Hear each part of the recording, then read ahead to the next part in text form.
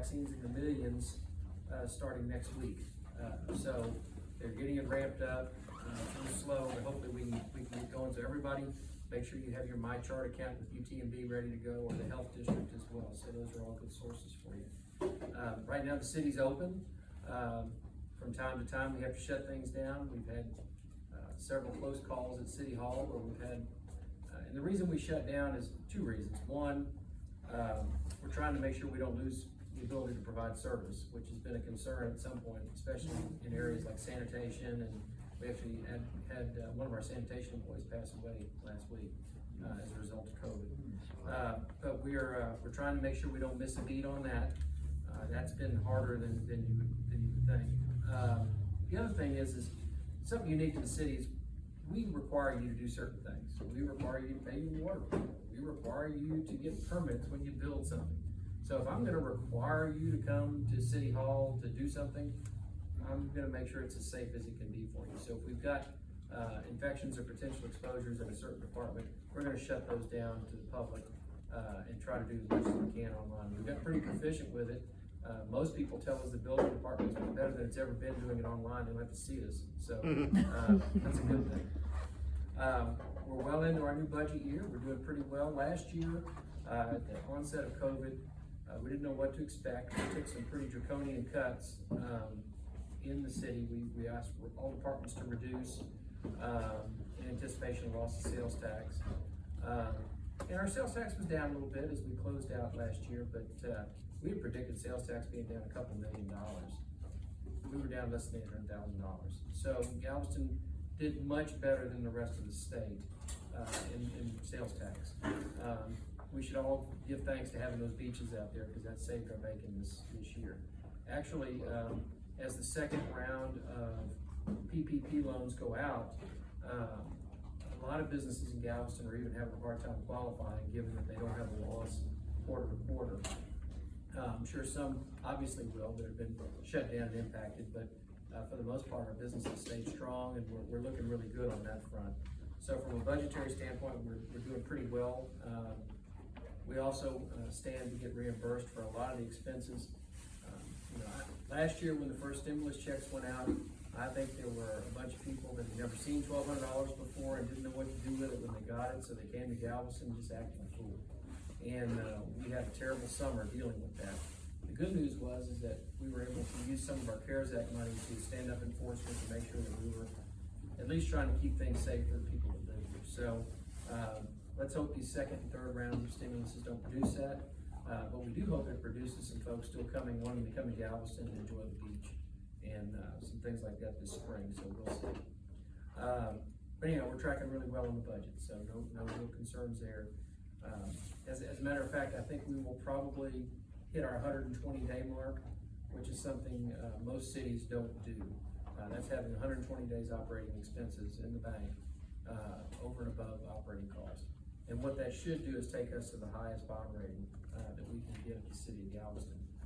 We already are probably as high as the city's ever been in terms of our debt ratings, and that's a function of just having the reserves, good credit management, and actually not having a tremendous amount of debt for a city our size. But bodes well given the fact that interest rates still hover around the 0% mark for prime lending at most places. So, and the city has pretty much refinanced most any debt it had to these lower rates. So we're sitting really good on that. And I think we'll get re-rated this year. We're one of the only tourist-oriented cities in the country that did not get put on watch or downgraded during the COVID pandemic. So, so kudos to the city staff for staying on top of that and keeping us whole. Lots of projects going on, as always. 25th Street is on time, on budget, on schedule. This side's taking a little longer than the other side. The other side has no utilities underneath it. This side, we replaced all the utilities on the east side. They should be wrapping that up here shortly, and they'll start putting the asphalt and stuff down on that side. A little more complex with tracks and everything there, but we'll get the asphalt down there. They'll flip over to the west side. The west side will go very quickly. And we kind of held things up. We didn't know if we were going to have Mardi Gras, not going to have Mardi Gras, so we were trying to keep things open, and we actually had to slow the contractor down a little bit in anticipation we might need to make some changes for Mardi Gras, but that didn't happen. So we're back moving along. 49th Street, we're running about 25 days behind schedule on 49th Street. Most of that's primarily due just to general weather delays. They should start laying asphalt on 49th Street, hopefully, knock on wood, if the weather cooperates with us this week. We had 2 issues on that project, and they were mainly with transitions on Q and R. We're doing a lot of our new street projects, we're doing away with the old bridge blocks. And if you talk about the, if you go around Galveston, you used to see them on all the corners where the water would either flow around the corners or it would flow in a pipe underneath the street, so that, because we're draining south to north. Well, those things are easily, as we all know, easily clogged. They get collapsed when a truck goes over the top of them.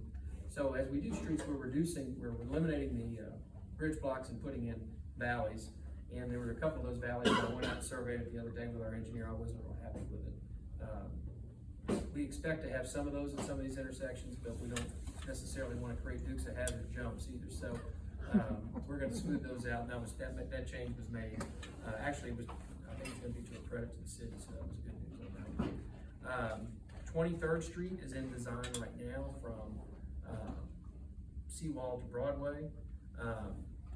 That's going to be a complete reconstruction as well. That is part of the county's bond issue that was passed, I don't know, was that 2 years ago? Yeah. The city had 2 projects in that election. The county is paying for the road surface. But because we were doing the road surface as in keeping with everything we've done in the last 6 years with the city, we're not going to resurface the street unless we go through it and rehab all the utilities and the drainage underneath the street. So we're incorporating that in there, so that should be complete design in the summer. Hopefully we'll let the bids towards the end of the year and that street can get under construction as well. We're doing the streets different now. We break them up in little small sections. It's costing us probably on the order of about 15 to 17% more in some cases, and actually more in other cases, to do it this way, but it causes much less inconvenience for the residents. So it's probably worth it to do it that way. Also isolates, if we find a problem on this end of 23rd, we anticipate it's going to be down here, we can already have it solved before we get to that section of it. So that's been one of the lessons learned on these street projects. So many unforeseens in these old streets. Avenue S is in that same category from 53rd basically to the seawall. County, again, another county project. County's picking up the road surfacing portion of it. The city is doing water and sewer lines underneath it. Avenue S, believe it or not, has very little drainage underneath it. Avenue S is at the point of the island where you have mostly everything sheet drains. But any drain inlets and everything that we do encounter will replace, but very little drainage on Avenue S to be a concern. Most of the drainage on Avenue S is further west, and it's in the segment that we did 53rd and 61st Street. Some other big projects that are coming online, you'll start seeing movement on those here in the near future. Church Street, I don't know how many of you travel down by the Old Brewery. Jerome's done a great job with the Old Brewery downtown, getting it fixed up. If you haven't been to an event at the tasting room, it's actually fabulous. This, as a kid who grew up with his family all working at the brewery, and actually somewhat remembering the old hospitality suite, it's pretty cool to go up there. So, on Church Street in front of it, we're going to be replacing all the drainage there. That's the complete collapse line. It's been collapsed for some time. And it's also going to tie into a 35th Street project, which is all new drainage on 35th Street, and rehabbing the outfall at 37th Street. And these are not small outfalls. These are 5-foot in diameter outfalls. These are outfalls you could walk through if you could hold your breath in the water that long. So those are going to get replaced. And we're doing this in conjunction with, as you notice, the project on Broadway. That's a TxDOT project. And those of you that have been around a long time know they rarely build up Broadway, or if they did, they took off a very small part and paved over the top of it. There are sections of Broadway that are as much as 8 to 12 inches higher than the street was designed to be. TxDOT has agreed as part of their project to lower Broadway back down. They're not going to lower it 12 inches, but they're going to lower it in some areas as much as 8 inches by milling up all that old asphalt and stuff. What you're seeing out there now is just temporary work, because the other thing TxDOT agreed to do for us, and did it on their dime, and we're appreciative of it, is most intersections along Broadway, especially east of 45th Street, have crossings that go underneath it. So the water that comes down and drains from the seawall towards Broadway, when it hits Broadway, there are basically drains that run underneath Broadway and takes it to the north side so it can eventually head out to the bay. Many of those old drains had collapsed over here. Some of them were wood. Some of what we're pulling out of the ground up there are old wooden drains. So TxDOT has agreed to come in and replace these with reinforced concrete drains in all those intersections, and that's what they're doing. And they're also extending out the drainage down Broadway. Broadway is another street in Galveston that has very little drainage on Broadway. Basically, TxDOT puts their water on our streets, and then we have to take their water and get it out, which is fine. That's not uncommon for TxDOT, but trust me, we make up for it on the west end because we put all of our subdivisions water in their ditches out there. But it's this is going to be a big improvement as we start doing the drainage on Broadway too. Now, but that's going to put more water moving, because if you look at our drainage system, it's designed to start at the seawall and it flows down. And what was happening was it would hit Broadway. Broadway's a dam. And then the water just starts backing up. And you're relying on a drainage system that was designed to take 50% of that water to drain 100% of it, because we couldn't get it across, because it's designed to catch as it goes down. There's veers in the drain system that catch the water as it flows north. It wasn't doing that. The water was just flat out moving, and it was stacking up on Broadway and backing up. We found that with our first project on 43rd Street. As you know, it wasn't even catching the drains. It was moving so fast it was just stacking up and moving back. So we're hopeful that that's going to improve the drainage that pools on the south side of Broadway. But what we don't want to do is flood out the north side of Broadway. So that's why we're working at the same time in tandem with getting all the drainage systems on the north side fixed as well. The other thing, and you'll notice, like, there's a section on 45th Street, actually I believe south of Avenue R, there were no drains. It completely sheet drained down 45th Street. And historically, 45th Street was, as we all know from growing up in Galveston, if you ever went to Our Lady Guadalupe, it was a river. When it rained, 45th Street flooded. And several things we found in that project. We found some old drain lines that had been abandoned and capped from Hawaii. We found some other drain lines that apparently were damaged by a utility company, maybe in the 70s or 80s. And what they did was they just put corrugated metal bypasses around these things. Well, I think we all know what happens to corrugated metal in salt water, because that's what's in those drains. After a period of time, they were completely deteriorated. There was no drainage at all. But the other thing we did on 45th Street is we installed drains south of Avenue R. So now all that water that's running down is at least getting caught in some of those other systems. So we're not stacking as much water. We're not asking that whole 45th Street drainage system, north of Avenue Q to take all that water. It's made it much better. 45th Street still struggles from time to time, because if you pop a manhole on 45th Street, maybe not today with the north wind, but you pop a manhole on 45th Street, there's salt water right there at the street level, especially around Avenue L and Avenue K. Because what happens with all the 45th Street water north of Avenue R, it hits Avenue K, makes a hard left, and goes to the bio. And where Mr. Frida built his new apartments, there's a big outfall there. But as a kid, when I would go in the bio, you could almost kayak into that outfall. You can't see it anymore. It's completely submerged. So those are other issues, and I'll touch on those in a minute. But anyway, the good news is, in some heavy rainstorms, we still got some street flooding on 45th Street, but we have totally eliminated water inundation in the businesses on 45th Street, which is a real problem for Charter Grave, for Mia Abuelita at the old Consumer Mart, and all those other places. So we feel like we've made some good progress here, and it'll get better with some of the other improvements that we're doing. Along those lines, we're going to be putting in a complete new drainage system on 18th Street, and it's going to expand from south of Broadway all the way to the bay. That's going to be the first new outfall drainage system in Galveston, probably in 75 years. And that's going to take a huge amount of water off the 19th Street system and off the 16th Street system, which now causes major flooding in the east end. So we think that's going to resolve a lot of that. In addition to that, we are probably 50% in design for our very first pump station. We received FEMA funding for this. This pump station is going to go between 14th and 15th Street at the port. And it will pick up water from the 16th Street line, the 14th Street line, and it's going to pick up water from the entire basin. And it will bring it to an underground sump, and it will pump it out. And it will not have tidal influence, because it's going to have a valve on it. So that should help the east end drain much, much faster. Along those lines, we're in the running for funding for at least 3 other pump stations. These pump stations cost between $35 and $50 million a piece, so they're not cheap. But we're not waiting. We're moving forward on a lot of this work already. We've already procured property out in Office Bio for a second pump station, and that's an important one, because that would solve a lot of your 45th Street problems. That'll pick up water from a main drainage system, which is like our MVP line, and all those areas around Saladia, all those areas that they flood on a sunny day. We call it sunny day flooding, where we get a foot of water on those streets because it's high tide. So that will stop most of that, and it'll also expedite drainage on rainy days. So we're excited about that. We're hoping we get that second round of funding. We're also in the running for funding for at least 2 other pump stations, one tying into the 37th Street outfall that we're rehabbing, and another that will service just west of downtown. And there's a reason there's not one in downtown, is because to get this federal funding, there's certain qualification criteria, and there has to be a cost-benefit analysis, there has to be, it's tied to income levels, it's tied to a whole lot of things, but we think we can work with it. We're gonna head down that path. You know, I've heard for years, and growing up here, I always heard, the drains are too small. Well, after having spent some time in the drainage system here working in the city, it's fascinating. I mean, we've got drains that are 6 feet in diameter downtown. It's not that the drains are too small.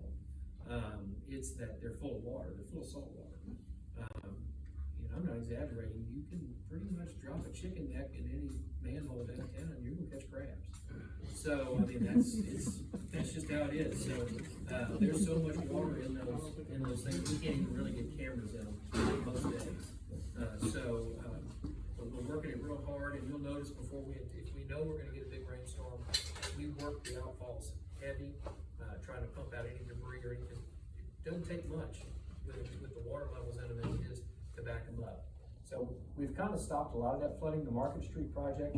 And again, too, the other things you're gonna notice is that all the original streets in Galveston were designed to basically be their own retention basins. There's no subdivisions in Galveston that are the lakes of anything. And when you hear that on the mainland, those lakes are detention ponds, and that's how they deal with it on the mainland. They hold the water until they can find a path to get it out. In Clear Creek, Dickinson Bayou, however, and that works till it doesn't. We don't have that luxury here. And if you go back to the original planning in Galveston, the streets were designed to hold the water. Those are our retention things. And keep in mind, a lot of these streets were designed before people had cars, so it wasn't that big of a deal. I don't think the wagons and the horses or anything else really minded trudging through the water too much, but they were designed to hold water. Now that we have cars, we park on the street, people don't have more cars than they have driveway. It's a little bit more of a problem and a little bit more of a challenge. It's not unique. New Orleans, other cities have the same problems, so we're gonna deal with it. But our goal right now is to keep the water in the street and to move it out as quickly as possible. So part of what we've done, like on 45th Street, is we've actually lowered the crown of the street. We did that on 43rd Street too. We were getting huge water inundation into people's garages, and on 43rd Street, on 45th Street, we were getting it into businesses. And part of the other solution was to actually lower the crown of the street a little bit. Yes, does it make the street seem like it has a little bit more water in it? It does, but the good news is it's gonna keep it off the property, which is what we're trying to achieve. And then hopefully if we get the pump stations, we can move it quicker. The other thing is every street, the reason we're doing these drainage projects in the order that we're doing them is that we're trying to, when you hook them, how many of you have ever used a pressure washer with a bad hose, and when you turn it on, it sucks the hose closed, or it causes damage to the hose and you can't get enough pressure through the pressure washer? If you put a bunch of pump systems on these old drainage systems, I hope it doesn't suck them closed, but what it will do is it's gonna start moving a higher velocity of water, and it's gonna start blowing out the joints and everything on these old drainage systems. So we need to make sure that all the lateral drains, all the primary drains on the north-south streets are redone in advance of getting what's gonna hopefully be our solution to most of the drainage problems in Galveston. I subscribe, and if you ever have the time, it costs $75. Subscribe to newspapers.com, and you can go back to 1865 in the Galveston Daily News and read every article from every newspaper. You can search your name, your family's name. I mean, I've had a blast with it. But what struck me as I was going through there is going back to 1865, it's the same streets with the same drainage problems and the same issues. What I have noticed is that the frequency of those articles has increased, which probably coincides with the frequency of higher tides, more rain that we're getting these days. But it's interesting. It's the more things change, the more they stay the same in Galveston. So hopefully our generation can make that change, and in the next 100 years, when somebody's reading the Galveston Daily News online, they can be reading about flooded streets. So that's going to be a good thing. Everything else seems to be trucking along really, really well. We've got a lot of improvements. We're working on improvements at Sand Hill Crane for the new improved soccer complex out there. We're also gonna start working on some improvements in and around the ball fields out at the airport. It's gonna be a little slower process. We need to rearrange those fields to get the highest and best use out of them. But our primary focus is the kids that live here now. If there's a sports tourism benefit to it, great, but that's not the reason we're doing it. We're doing it to service our kids. So, and if our kids in our leagues can make a little money off of it, great. They can lease out the field and do what they want to do. But those are all projects we're working on. Beyond that, we're moving along. Our crime stats are looking pretty good. I know it doesn't seem that way. A lot of that's social media. Used to be, it was when my grandma was on the phone. That phone would ring, and did you see so-and-so's? They caught somebody in their yard or whatever else. And don't ever knock the old Galveston telephone system with these ladies, because things got around pretty good, but they don't get around as well as they do with social media. We monitor our crime stats pretty regularly. Chief Hale's doing a good job with that. We had an uptick in some violence. It was gang related. It actually pretty much originated in the mainland areas, but we had some extension of it in Galveston. There's going to be some press releases hopefully coming out the next day or so that shows that we did a roundup with the U.S. Marshal's Office. I think we remedied that. Great work by Galveston Police Department. We're very blessed to have them here in Galveston. The other thing, I just want to give a shout out to our fire department. They have been frontline on the COVID stuff for us. We've offered up in the cities. We're one of the only cities that has offered the testing that we've done in our fire stations. Our firefighters actually attend to people there and help them. We've also volunteered, don't know if it's going to happen, to use our firefighters to administer vaccines if we do a mass vaccination site. The city has offered up any resources it has, up to and including cruise terminal, for mass vaccination sites. I think we're good to go on all that. We just need vaccine. That's the critical component of mass vaccination that we're missing right now. So if we can get that accomplished, I think we're going to be good to go. I know in talking to Dr. Raymer, he feels like we could get Galveston completely vaccinated in a month if we could get the protocols and the location set up. And that's critical for us to get that done. So, but the good news is I feel fairly certain if we can get through 1A and 1B, we'll have our most critical population vaccinated. And if they get supply, he's confident on that we can get that done hopefully by mid-February. If we can get the vaccine supply here. So that's a good thing. So we're very blessed to have UTMB right here in our backyard. You don't know how refreshing it is to be able to pick up the phone and have one of the scientists from the National Lab on the call with you. You get on social media, which you're going to hear me keep talking about social media. I hate social media. It's just an enemy that I have to deal with on a daily basis because there's so much misinformation. But you're going to hear that the South African variant of the virus can't be handled by the vaccine. That's wrong. We've tested it out here. We have the ability to, Dr. Raymer can call over there and say, would y'all test this for me? And within a short amount of time, we've got an answer to this stuff, guys. It is effective against all known variants as is right now. It varies in effectiveness, but the good news is that it's going to work. And the other good news that I garnered from this is that to create under this new guise of vaccines, and these vaccines they're so important, and it shows you how the world works. This vaccine's been around for almost 10 years, but it would start getting work whenever there was some type of disease floating around. But if they got the disease under control, the funding dried up and they just quit working on it. Imagine where we'd have been if we'd have just kept funding it. We'd have had the damn vaccines ready to go because these mRNA vaccines can be modified and a new vaccine developed within 10 days. That's how easy it is, guys. It's not like you have to deal with dead viruses and all this other stuff. It's a programming issue. And, long term, you have to look at a silver lining for everything. COVID could end up being the thing that helps us do things like cure cancer. It could eliminate other diseases that we've never thought about being able to cure because of the research being done on this type of vaccine. It's that robust. That's why I said when you get to, you get your COVID update, which is great from the hospital, and you get the number of beds full and all those other things. But then you get to hear from the guy from the National Lab, and sitting right here down the street from me in Galveston is the guy that actually helped develop the vaccine, is dealing with the virus, knows all these things.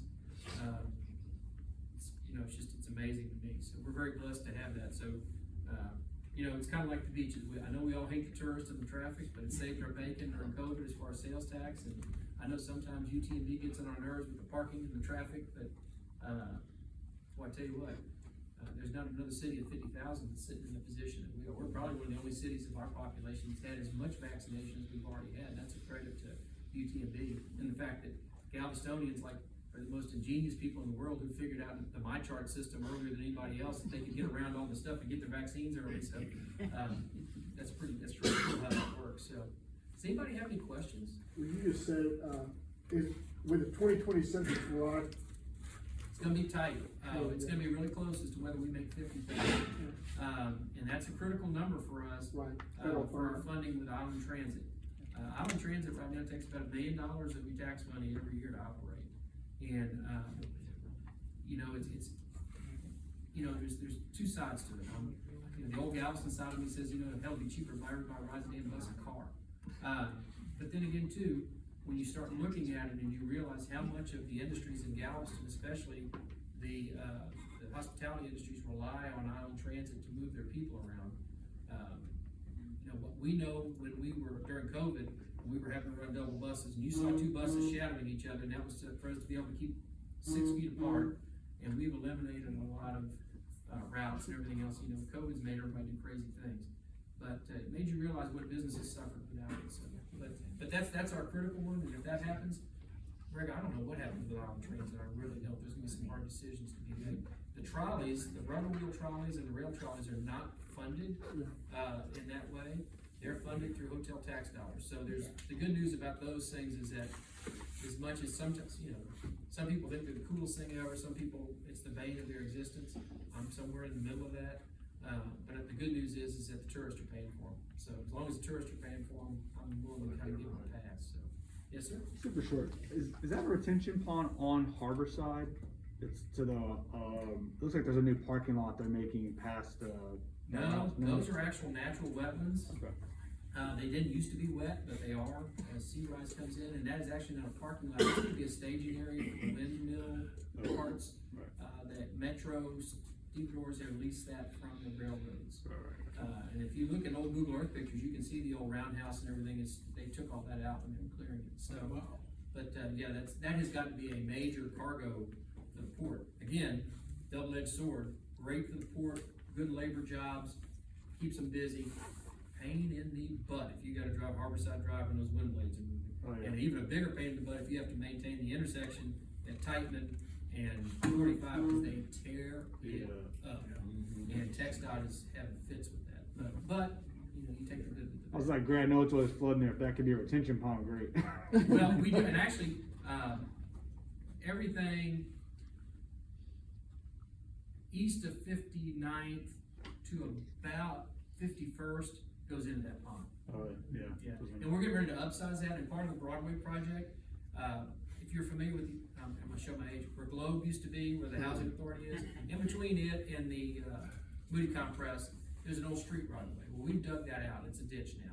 And what we're gonna do is where Broadway's gonna get lowered there, that's gonna be opened up. That's an area of Broadway that historically floods pretty bad. We're hoping to be able to move that water out. We've got a real problem there though, in that it all goes to one little pond on this side of the railroad tracks, and then it has to go through two 24-inch pipes to get to the big pond. And we gotta get the railroad to give us permission to put some box culverts underneath that so we can get that water moving all the way out and to an outfall that runs right there by the new sewer plant on 51st Street. Sounds really easy until you have to deal with the railroad. And I would deal with the federal government 10 times a day before I have to deal with the railroad once. And that's just because I don't know how many layers you gotta go through before you get to a live person. I mean, until you realize that a lot of these trains that are running out here aren't even manned. They're run by remote control. So, I mean, it's amazing to me how the railroad has changed. But, just last question, asking for friends or neighbors and stuff, including us, trash cans are all busted. We call the city, and is it true that there is a shortage, or? There's two things that have happened with the trash cans. I've got 500 on hand right now that just came in. Oh, good. Yes, our supplier got sidelined by COVID. We have them on a regular routine where we order them. But the second thing is that we were shorthanded in sanitation because of COVID. So we pulled the guys off the trash can detail to actually pick up trash. So we figured that was more important than getting the new cans out, but now we're back on that. So call them now and get call the them, can. and if you're on the list, they should get to you, but if not, reinforce it, call them, we'll get them out to you. As a matter of fact, we had 500 come in, I immediately turned around and ordered another 1,000. just to make sure that, or told them to order another 1,000, so that way we don't run short again. It's just about to break in half. Yeah, no, and they get brittle, and then, you know, and they get crushed, Gotcha. so, completely understand. No, you guys are building another dog park out by the airport. It's, actually, we're partnered with GISD, it's just to the north of the bus bowl. The only thing we're waiting on to open it is waiting for the hydromal strip, we're waiting for the grass to take root out there before the dogs start running around on it. But it's really a kind of a different concept dog park. We've got them here in town where people can go and let their little dogs run around. We don't really have one for big dogs where they can run. This is a nice big open space. It's literally right across the street from Charter Park, Airport Park, if you go up there. And it's on GISD property. They're letting us do that. And our deal is that if they decide that they need the property, we gotta pick the dog park up and move it, close it. But they've allowed us to do that. In exchange for that, we're maintaining some property for them that they don't have to maintain anymore. So worked out really well. It's several acres. It's a big dog park. We put parking lots in. Barbara and her team have done a great job with it. We've got a new parks director, Caesar Garcia. Fantastic guy. We're gonna do some great programming for the kids this year. We've got a lot of new people that joined us. New public works director, Rob Weinman. Poor guy joined us before the first hurricane last year. Engineer, top of the line guy, came to us from Arizona. Probably saw more water in the first week of this year than he saw in his whole life. He's doing a great job. We are pretty much 100% committed on the west end right now. We lost the dune system out there, which now every time we get a high tide, we're having to send all crews out there because we start losing streets in a hurry, just from regular tidal action. So we're hoping the GLO lets us do some changes out there that'll prevent that, so we don't have to keep spending so much money. We spent over $1 million. So Rob's joined us, lots of new people, new faces on the team. It's been a long nice. One more question, Sonny. Yeah, I just wanted to recognize one of our members, Barbara, and she thinks she's doing a great job. Thank you, Mr. Brown. Thank you, Mr. You're gonna see this Thursday, we're gonna honor a city employee that's leaving us, Angelo Grosso. Angelo was here when the island floated up and started working at the city.